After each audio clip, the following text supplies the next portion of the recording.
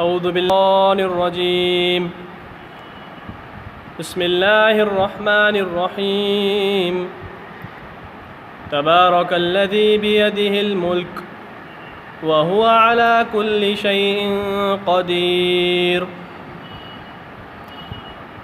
الذي خلق الموت والحياة ليبلوكم أيكم أحسن عملا وهو العزيز الغفور الذي خلق 7 سماوات طباقا ما ترى في خلق الرحمن من تفاوت فارجع البصر هل ترى من فطور ثم ارجع البصر كرتين ينقلب إليك البصر خاسئا وهو حسير وَلَقَدْ زَيَّنَّا السَّمَاءَ الدُّنْيَا بِمَصَابِيحَ وَجَعَلْنَاهَا رُجُومًا لِلشَّيَاطِينِ وَأَعْتَدْنَا لَهُمْ عَذَابَ السَّعِيرِ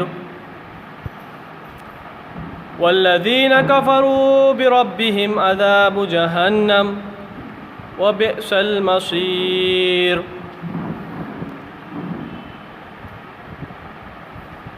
صدق اللہ العظیم والمولا الکریم۔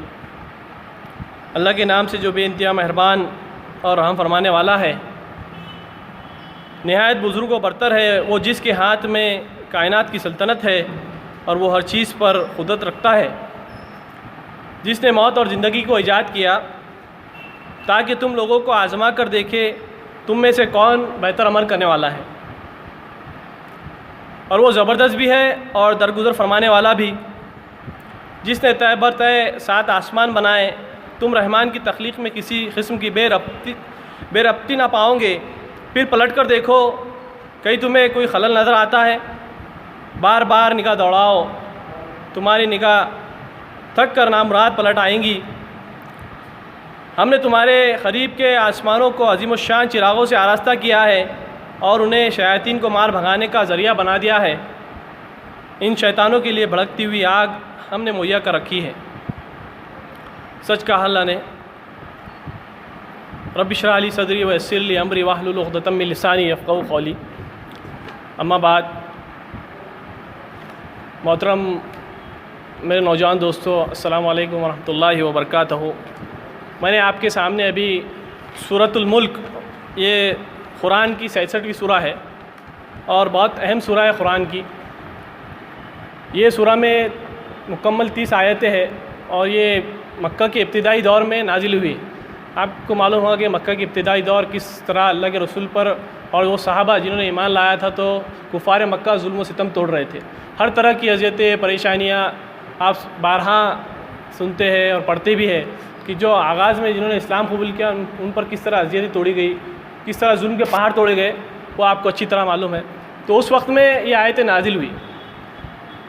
یہ جو 30 آیتیں ہیں، اس میں اللہ تعالیٰ ایک تو سب سے پہلے مختصر انداز میں اسلامی تعلیمات کا تعارف کرا رہا ہے کہ اسلامی تعلیمات کیا ہے، اور دوسری طرف یہ ہے کہ جو لوگ غفلت میں پڑے ہوئے ہیں، جو نہیں مانتے کہ آخرت برپا ہونے والی ہے اور ہمیں مر کر اللہ کے پاس جواب دینا ہے، تو انہیں تنبیہ کی جا رہی کہ انہیں خبردار کیا جا رہا ہے کہ آپ جاگ جاؤ، آپ ہوش میں آ جاؤ کہ آپ کو اللہ کے پاس جواب دینی ہے، مر کے زندہ ہونا ہے، اس کے سامنے کھڑے ہونا ہے۔ تو یہ جو غفلت میں پڑے ہوئے ہیں ان کو جگایا جا رہا ہے۔ آپ دیکھیے کہ مکی جو صورتیں ہیں تو اس کی خاصیت ہے کہ اس میں تو بھائی اسلامی تعلیمات جو ہے تو بڑے مختصر انداز میں اللہ تعالیٰ اسلامی تعلیمات کیا ہے وہ بتا رہا ہے اس کے اندر، اور اللہ کے رسول محمد مصطفیٰ صلی اللہ علیہ وسلم کی بعثت کیوں ہوئی ہے، کہ اللہ کے رسول کیوں بھیجے گئے، تو ان کی بعثت کا مقصد کیا ہے، یہ مکی صورتوں کا ایک موضوع مضمون رہا ہے۔ انشاءاللہ ہم یہ کوشش کریں گے کہ ان آیات کی روشنی میں کہ ہم کچھ ہمارے لیے اللہ تعالیٰ نے جو کچھ اس کے اندر سامان ہدایت رکھا ہے ہم اس کو سمجھیں اور اپنی ذات پر، میں اپنی ذات پر، آپ اپنی ذات پر اس کو عمل میں لائیں، اور یہ کوشش کریں کہ آگے ہم جہاں بھی جہاں انسانوں سے رابطہ پیش آتا ہے ان تک ہم یہ ہدایت کو پہنچائیں۔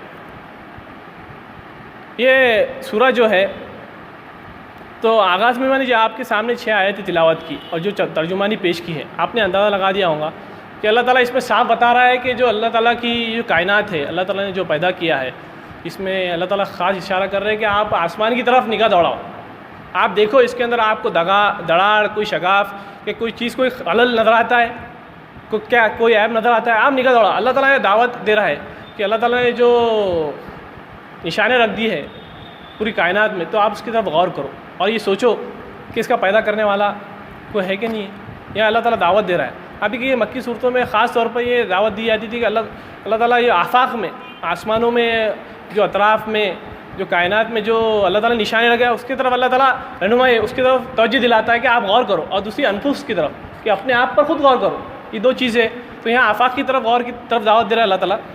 تو اس میں بتانے کا یہ مقصود ہے کہ اللہ تعالیٰ نے بغیر پلروں کے، بغیر ستونوں کے آسمان بنایا، اور اس میں بتا کر اللہ تعالیٰ یہ بتا رہا ہے یہاں پر کہ یہ انسانوں کی امتحان گاہ ہے اصل میں، کہ اس کا پیدا کرنے کا مقصد یہاں اللہ تعالیٰ بتا رہا ہے کہ یہ انسان کی امتحان گاہ ہے، ایک ایگزام ہال ہے، ایک پریشا کیندر ہے۔ تو یہ چیز ہے اس کے اندر۔ تو انشاءاللہ ہم کچھ مختصر انداز میں کچھ تفاسیر کی روشنی میں ان آیاتوں کو سمجھنے کی کوشش کریں گے۔ آغاز میں فرمایا گیا کہ نہایت بزرگ و برتر ہے اور جس کے ہاتھ میں کائنات کی سلطنت ہے۔ اس میں صاف یہ بتایا جا رہا ہے کہ ایک آغاز میں کہ اللہ تعالیٰ کی جو ذات ہے وہ برکت والی ہے، اس میں بہت زیادہ برکت ہے، اور پھر یہ بتایا جا رہا ہے کہ اس کے ہاتھ میں کائنات کی سلطنت ہے۔ اب یہ جو کائنات بنا دیا اللہ تعالیٰ، اللہ تعالیٰ نے اس کو پیدا بھی کیا ہے اور اس کا جو انتظام ہے وہ چلا رہا ہے۔ ایسا نہیں کہ پیدا کر کے اس کو چھوڑ دیا ہے، بلکہ ہر چیز اس کی اللہ تعالیٰ کی طے شدہ چیز ہے کہ جس وقت میں سورج نکلنا ہے اسی وقت نکلتا ہے، یہاں تک کہ درخت کا کوئی پتا بھی ہے تو اس کے اشارے کے بغیر نہیں گرتا، یہ صاف چیز ہے۔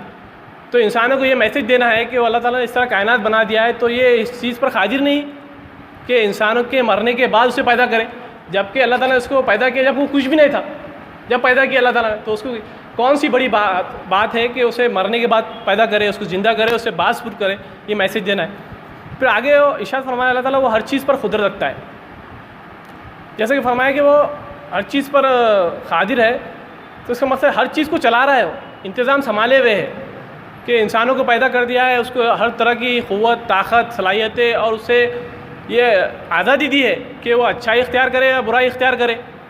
تو اس کے لیے کون سا بھاری بھرکم کام ہے کہ وہ ان کی باس پوس نہ کرے، کون سا بڑا کام ہے، یہ چیز ہے اس کے اندر۔ پھر جو میں نے آج کے درس کا موضوع بنایا وہ یہ آیت ہے کہ جس نے موت اور زندگی کو ایجاد کیا، ایجاد کرنے کا مقصد کیا ہے؟ الذی خلق الموت والحیات لیبلوکم ایکم احسن عملا، کہ اللہ تعالیٰ نے موت اور زندگی کو پیدا کیا، ایجاد کیا آزمانے کے لیے، کہ وہ دیکھے کہ تم میں سے کون بہتر عمل کرتا ہے۔ اب دیکھیں آزمائش کے لیے اللہ تعالیٰ نے فرما رہے کہ آزمائش کے لیے پیدا کیا ہے موت اور زندگی کو۔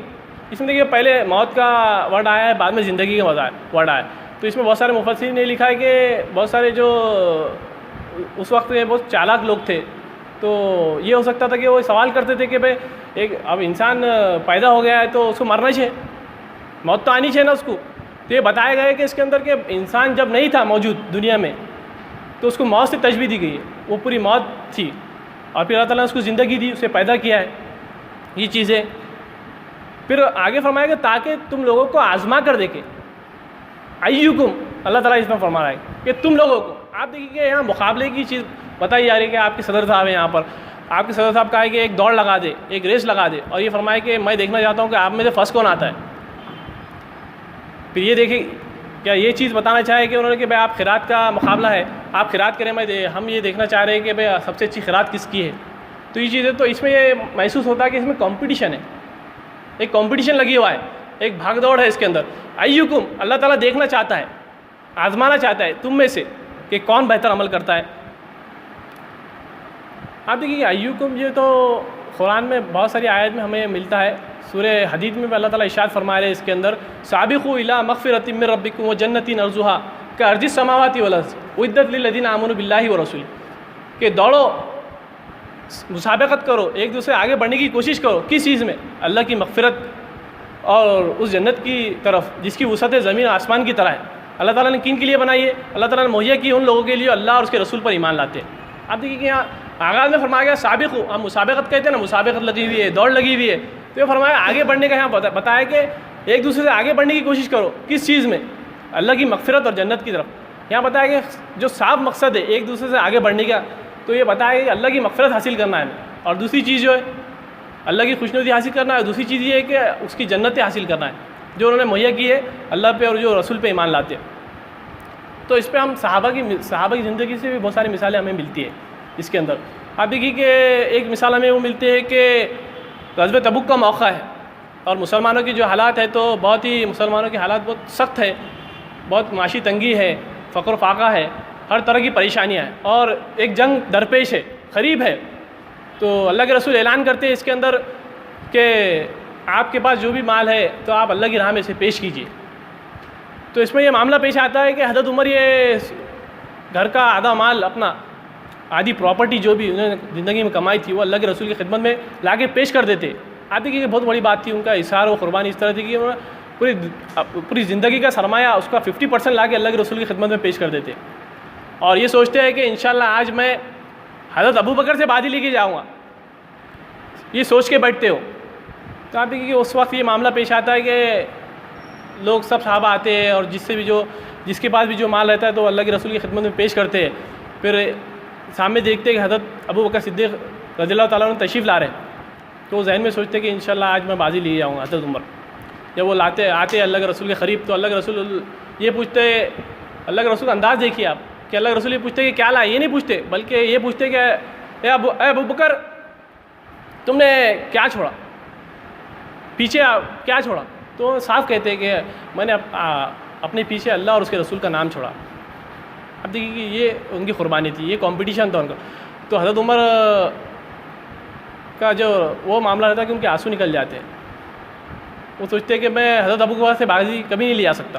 آپ دیکھیے کہ یہ کمپٹیشن رہتا تھا، اس طرح ان کے آگے ان کے ساتھ میں نیکی کے معاملے میں، مغفرت حاصل کرنے کے معاملے میں، اللہ کی خوشنودی حاصل کرنے کے معاملے میں، رسول کی اطاعت کے معاملے میں وہ ایک دوسرے سے بڑھنے کی کوشش کرتے تھے، نہ کہ دنیا کے معاملے میں۔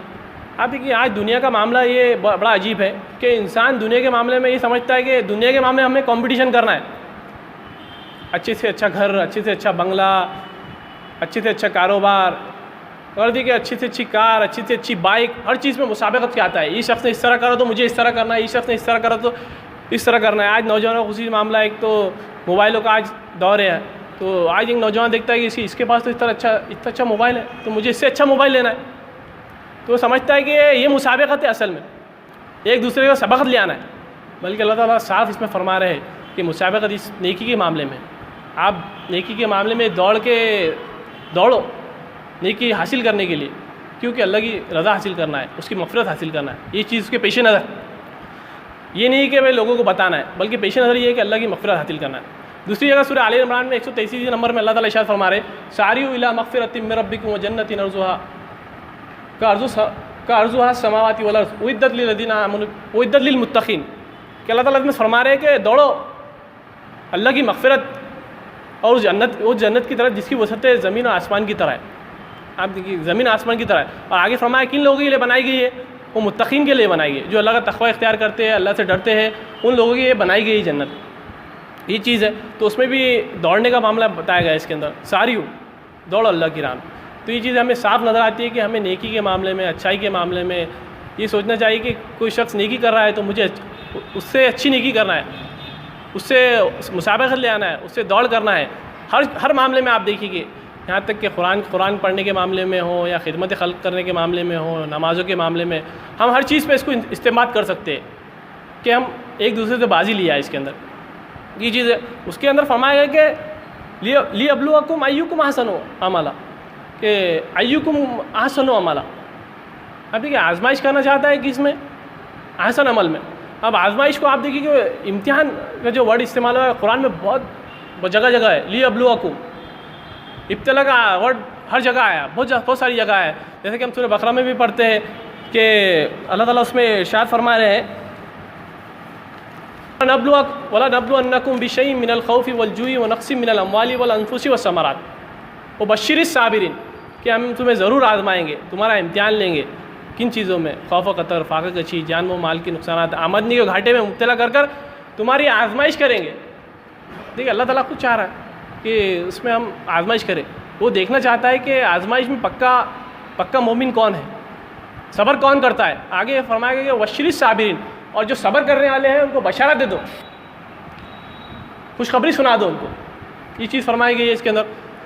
اب آزمائش ہر طرح کی ہے. اللہ تعالیٰ یہ کہ معاملہ ہے کسی شخص کو مال دے کر، دولت دے کر، عزت دے کر، نعمت دے کر، دنیا کے آسائش آرائش دے کر آزماتا ہے. اور دوسری طرف یہ دیکھیے کہ دوسری طرف یہ معاملہ ہے کہ کسی شخص کو یہ کہ معاملہ قسم پرسی کے حالات ہے، فاقہ کشی ہے، تنگ دستی ہے، مصیبتیں، ہر چیز میں یہ دے کر یہ آزماتا ہے کہ صبر کرتا ہے کیا پھر بے صبری کر کر حرام کی طرف، گناہوں کی طرف ملوث ہو جاتا ہے. یہ چیز دونوں چیزیں اس کو بڑے اچھے انداز میں ہم دیکھیے اس میں بتایا گیا ہے. سورہ فجر میں بتایا گیا ہے کہ اللہ تعالیٰ اس میں فرما رہے فَأَمَّا الْإِنسَانُ إِذَا مَا ابْتَلَاهُ رَبُّهُ فَأَكْرَمَهُ وَنَعَّمَهُ فَيَقُولُ رَبِّي أَكْرَمَنِ. مگر انسان کا یہ حال ہے کہ جب ہم اسے آزماتے ہیں، امتحان لیتے ہیں اس کا، اور اسے عزت اور نعمت دیتے ہیں. آپ دیکھیے نعمت ہر چیز، اس کو ہر چیز پہ ہم استعمال کر سکتے ہیں. نعمت کیا کیا ہے؟ تو یہ سمجھتا ہے کہ مجھے میرے رب نے عزت دار بنا دیا، میرے رب نے مجھے عزت دی. پھر اللہ تعالیٰ آگے کی آیت میں ارشاد فرما رہے وَأَمَّا إِذَا مَا ابْتَلَاهُ فَقَدَرَ عَلَيْهِ رِزْقَهُ فَيَقُولُ رَبِّي أَهَانَنِ. اور دوسری شخص میں اللہ تعالیٰ بتا رہے کہ کسی شخص کو جب اسے آزمایا جاتا ہے، اس کا امتحان لیا جاتا ہے، اس سے اس کی زندگی اس پر تنگ کر دی جاتی ہے، تو وہ سوچتا ہے کہ مجھے میرے رب نے ذلیل کر دیا. یہ اللہ تعالیٰ صاف فرما رہے کہ ایسا نہیں ہے. کلا ایسا نہیں ہے، ایسا ہرگز نہیں ہے کہ کسی شخص کو اللہ تعالیٰ نے فراوانی دی، نعمت دی، تو سمجھے کہ میری کوئی اس میں میری خاصیت ہے یا میری اس میں کچھ صلاحیت ہے. بلکہ اللہ تعالیٰ کی نوازش ہے. اللہ تعالیٰ یہ دیکھنا چاہتا ہے کسی کو مالدار بنا کر کہ وہ اللہ تعالیٰ کا شکر کتنا ادا کرتا ہے، اور جو حقوق اس پہ کتنے جو عائد ہوتے ہیں اس پہ کتنا عمل کرتا ہے. آپ دیکھیے کہ عمل کتنا کرتا ہے. اور دوسری طرف جو شخص کو قسم پرسی کے حالات ہے، تنگ دستی کے حالات ہے، مصیبتوں کے حالات ہے، تو اللہ تعالیٰ یہ دیکھنا چاہتا ہے ان کو کہ وہ کتنا صبر کرتے، کتنا صبر پہ قائم رہتے. یہ نہ ہو کہ تنگ دستی کے حالات دیکھ کر وہ حرام کی طرف ملوث ہو جائے، حرام میں ملوث ہو جائے. یہ نہیں. تو اللہ تعالیٰ یہ دونوں چیزیں دیکھنا چاہتا ہے. اور یہ دونوں امتحان ہیں، نہ کہ یہ عزت اور ذلت کا معیارات ہے. یہ دونوں چیز اللہ تعالیٰ صاف فرما رہے. اور دوسری جگہ بھی اللہ تعالیٰ قرآن میں جگہ جگہ جو امتحان کا ورڈ ہے، آزمائش کا جو ورڈ ہے، وہ ساری مقامات پہ آیا ہے. ایک جگہ اللہ تعالیٰ نے ارشاد فرمایا کہ ہم نے انسان کو ایک مخلوط نطفے سے پیدا کیا. مخلوط نطفے سے پیدا کیا. کیوں پیدا کیا؟ تاکہ اس کا امتحان لے. امتحان کے لیے پیدا کیا، اور اس غرض کے لیے اسے سننے اور دیکھنے والا بنایا. اللہ تعالیٰ یہاں دو صلاحیتوں کا ذکر کرے کہ ہم نے اسے سننے اور دیکھنے والا بنایا. کیوں بنایا؟ کہ اس کا امتحان لینا چاہتے ہیں، اس کی آزمائش لینا چاہتے ہیں کہ وہ اچھے اعمال کرتا ہے یا برے اعمال کرتا ہے. یہ دونوں چیزیں اس کے اندر. پھر اس کے آگے ہم دوسری قرآن کی آیتیں دیکھیں گے تو اس میں سورہ بلد میں بھی اللہ تعالیٰ ارشاد فرما رہے در حقیقت ہم نے انسان کو مشقت میں پیدا کیا ہے. کیا اس نے یہ سمجھ رکھا ہے کہ اس پر کوئی قابو نہ پا سکے گا؟ کہتا ہے کہ میں نے ڈھیروں مال اڑا دیا. کیا وہ سمجھتا ہے کہ کسی نے اس کو نہیں دیکھا؟ آپ دیکھیے کہ اللہ تعالیٰ ہر چیز پر نگہبان ہے. اللہ تعالیٰ دیکھ رہا ہے ہر چیز. انسان کتنا اس کے احکامات بجا لاتا ہے، یہ چیز اس کے اندر. پھر اس کے آگے ارشاد فرمایا گیا ایُّکم احسن عملا، کہ احسن عمل کرنے والا کون ہے؟ امتحان کس چیز کا ہے کہ اچھے عمل کرنے والا کون ہے؟ احسن. آپ دیکھیے احسن کا ورڈ استعمال ہوا ہے. ہم احسان جانتے ہیں، تو یہ احسان جو ہے تو اس کا یہ مین مصدر ہے، اس سے یہ احسان نکلا ہے. تو احسان کوئی بھی چیز کو اچھے سے کرنا، جو حق ہے اس سے اچھے سے کرنا، اس سے اچھے انداز سے کرنا، وہ احسان ہے. ایک صحابی نے اللہ کے رسول کو پوچھا کہ اے اللہ کے رسول صلی اللہ علیہ وسلم احسان کیا ہے؟ اللہ کے رسول نے ارشاد فرمایا کہ کوئی شخص ہے تو جب نماز پڑھ رہا ہے تو یہ سمجھے کہ میں اللہ کو دیکھ رہا ہوں.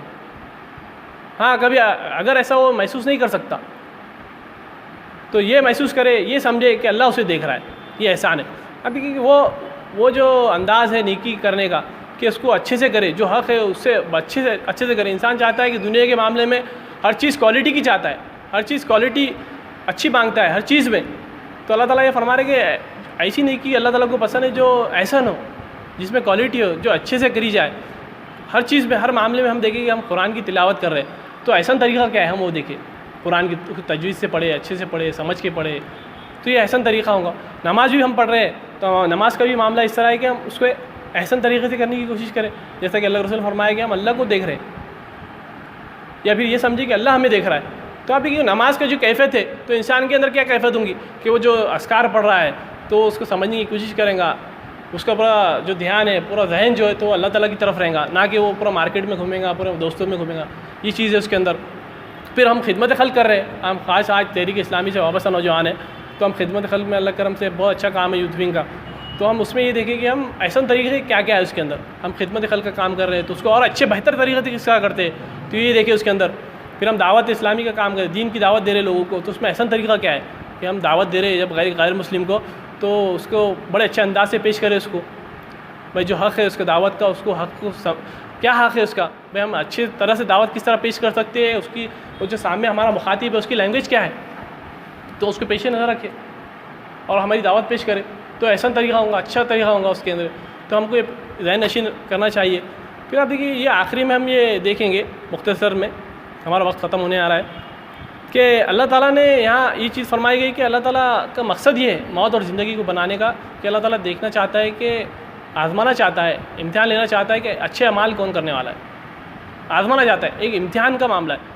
تو آپ دیکھیے امتحان کی جو امتحان گاہ رہتی ہے, تو انسان جب امتحان گاہ میں موجود رہتا ہے تو اس کا معاملہ کس طرح رہتا ہے, وہ اس کی جو کیفیت رہتی ہے تو اس کے پرچے پہ رہتی ہے پوری, اس کی کوشچنس کیا ہے, اسے آنسر کس طرح دینا ہے, اس کی کیفیت وہ رہتی ہے. نہ کہ وہ یہ دیکھیں گے کہ کلاس میں کتنے پنکھے لگے ہوئے, کتنے لائٹس ہے, اس کی کلر کس طرح ہے, وہ پورے ماحول کو نہیں دیکھیں گا, بلکہ وہ یہ کیفیت ہوں گی کہ اس کا پرچہ کس طرح حل کیا جا سکتا ہے, کہ اس کا ایک ایک سیکنڈ اس کا قیمتی رہتا ہے, تو اس طرح اس کا انجام دیتا ہے. یہ چیز ہے. تو آج کا معاملہ اس طرح ہو گیا کہ آج شیطان کا معاملہ یہ ہو گیا کہ شیطان نے انسانوں کو اس طرح ملوث کر دیا لغویات میں طرح طرح کی, کہ وہ جو امتحان گاہ کا جو تصور ہے ہمارے ذہنوں سے اوجھل ہو چکا ہے. لغویات میں ہم بہت ملوث ہو چکے ہیں.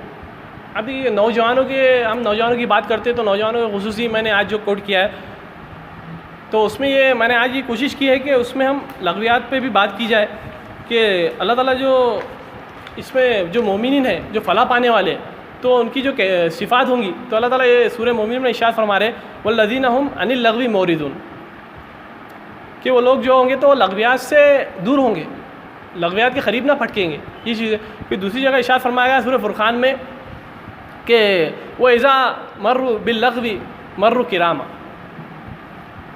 اور کسی لغو چیز پر ان کا گزر ہو جائے تو شریف آدمیوں کی طرح گزر جاتے ہیں. دو آیتیں آپ کے سامنے پیش کی گئی. تو انسان جب لغویات سے محفوظ ہوگا اور لغویات سے دور ہوگا, تو اس کا پھر وہ تصور امتحان گاہ کا اس کے سامنے ایک کلیئر رہے گا, کہ وہ دوسری چیزوں میں ملوث نہیں ہوگا. آج خصوصی نوجوانوں کا معاملہ یہ کہ آج ایک فتنہ, بہت بڑا فتنہ موبائل کی شکل میں ہمارے پاس موجود ہے. اتنا بڑا فتنہ ہے کہ یہ معاملہ ہو چکا ہے کہ انسان کو کسی وقت کوئی بھی وقت فرصت نہیں ہے. انسان دین کا معاملہ بھی دیکھیے آپ, دین میں بھی وہ کیفیت ہے اس کی, رات میں 2 بجے تک بھی یہ کیفیت ہے کہ وہ موبائل میں ملوث ہے. ایک تو جو دیندار نوجوان ہیں ان کا معاملہ بھی یہ ہو گیا کہ وہ دن بھر واٹس ایپ پہ دن بھر بھی اس میں ملوث ہے, کہ بھئی اس کو کس طرح. آج قرآن کی آیت بھی ہم ڈالتے ہیں قرآن میں بہت ساری جگہ, تو آج ہر طرف سے قرآن کی آیتیں آ رہی ہے, احادیث آ رہی ہے. میں انسان کا معاملہ اس طرح ہو گیا کہ اس کو فرصت ہی نہیں ہے پڑھنے کی, اس کی کیفیت ہو گئی ہے, فرصت ہی نہیں ہے اسے پڑھنے کی. تو اتنا ملوث ہو چکا ہے. اور آج نوجوانوں کی کیفیت یہ ہو چکی ہے کہ ان کے ذہن ایک دم مجبور ہے کہ وہ طرح طرح کی نیوزیں اس پہ آ رہی ہے واٹس ایپ پہ, فیس بک پہ, اور وہ اسی کے بارے میں سوچ میں ہے, اسی کے بارے میں گمان ہے, اسی کے ذہن میں وہ چیزیں گھوم رہی ہے. تو یہ چیز ہے کہ وہ اصل مقصد کی طرف سے وہ دور ہوتا چلا ہے. تو ہمیں کوشش کرنی ہے چاہیے کہ جتنی بھی لغویات ہے ہم اس سے پرہیز کریں, اس سے دور رہیں. ہاں بھائی جو حق ہے, جتنا استعمال کا طریقہ ہے کہ بھائی بزنس میں ہم کاروبار کر رہے ہیں تو سوشل میڈیا کا استعمال کریں تو وہ فائدہ مند ہے. ہاں کوئی دینی کام کر رہے ہیں, کوئی ایکٹیویٹی کر رہے ہیں, اسے لوگوں تک شیئر کر رہے ہیں, لوگوں کو بتا رہے ہیں, تو وہ چیز ہے. بھائی یہ نہ ہو کہ بھائی دن بھر اس کو لے کے بیٹھے, رات میں بھی 2-3 بجے تک لے کے بیٹھے. تو اس پہ ہمیں قابو پانا ہے. موبائل کی جو سب سے بڑی فتنہ ہمارے پاس موجود ہے, یہ کوشش کرنی ہر طرح کا جو لغویات ہے اس سے دور رہنا ہے. تو ہمارے ذہن میں یہ تصور عام رہے گا, ہم سوچ سکیں کہ ہم امتحان گاہ میں موجود ہیں.